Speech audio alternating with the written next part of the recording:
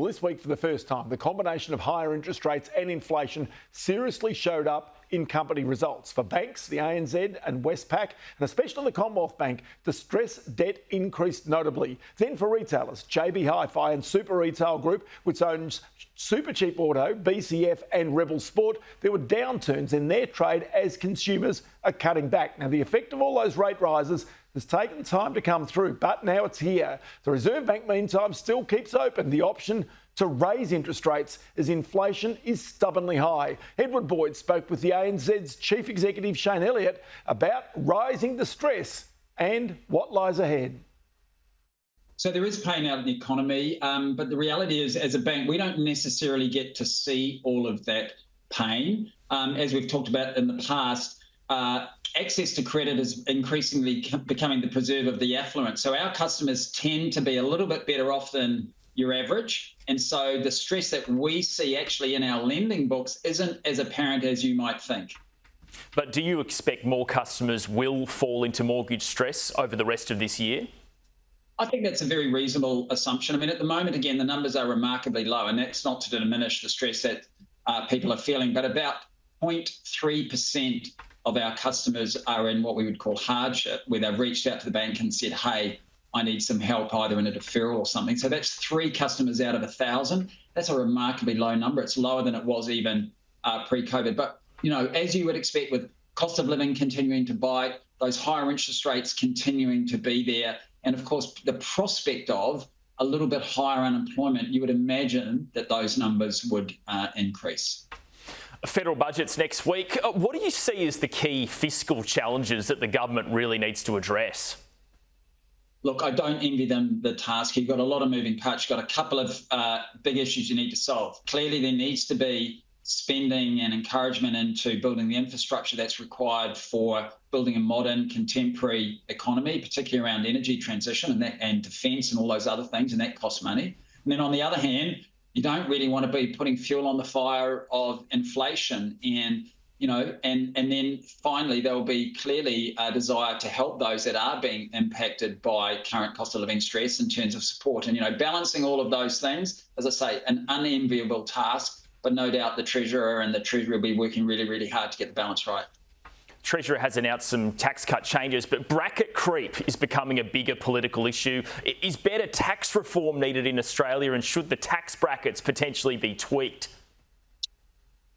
So out of my swim lane here on tax reform, but certainly those that, you know, you'd look to who are sort of experts in the field would suggest that it is probably time for a broader brush review on taxes. You know, Australia's tax base is very different to many of our peers around the world when you think about where a lot of the tax gets paid, whether it's corporate versus personal, the various levels of income tax, and then of course the mix between things like the GST and income tax. So I think you always want to be thinking about those things, and I imagine the Treasury thinks about it a lot, about, you know, how do you tweak policy rates, balance between those things to get the very, very best possible outcome. I think it probably feels like about time to do that, but as I say, it's out of my area of expertise.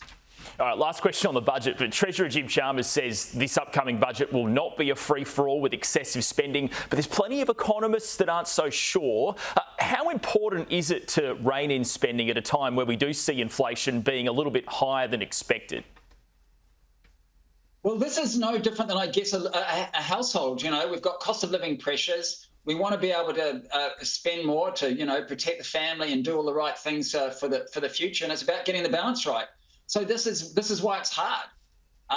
This is why there needs to be an enormous amount of thought put into the intended consequences of a lot of this, but also the unintended consequences of some of that spending. And again, I absolutely don't envy them the task. I mean, you know, we run a pretty large organisation here at ANZ, but nowhere near the scale of the country. And, you know, we deal with those sorts of trade-offs all the time as well. And it's really difficult to get those things right. But as I say, big opportunity. Look, Australia, let's not forget, Australia is in a resilient position. Households, despite all the stresses, households are financially in the best position they've been in for, you know, at least 25 years. Corporates are actually in pretty strong shape as well, with the ability to invest in growth and infrastructure and all the things that need to be done around energy transition. And of course, we haven't talked about housing, but also getting housing going. But, you know, clearly things aren't 100% perfect. There needs to be a few tweaks, a few incentives, a few changes to policy here and there, and that's, I imagine, what we're going to find out in a very short period of time about what the budget has in mind. Okay, turning to your half-year results, profit down 7%. How tough is the competition in the home loan market right now?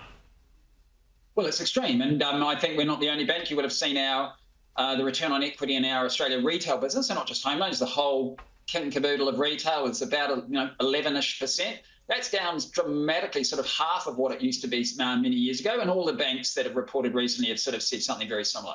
Now, a lot of that's to do with that, driven by all sorts of things, but one of the really big ones was competition.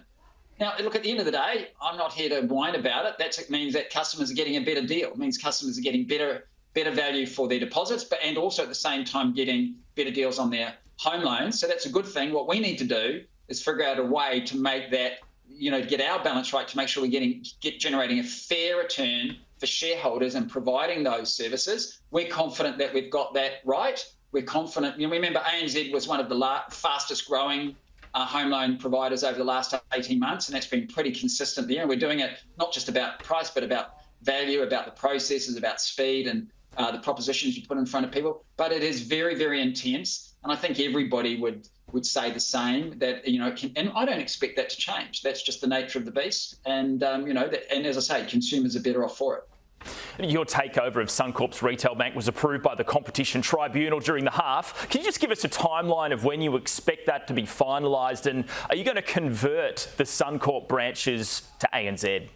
Our plan, that we've been very clear that for 3 years at least, the in Queensland, the branches will stay the same, the people will stay the same, the brand will stay the same, the products and services will stay the same.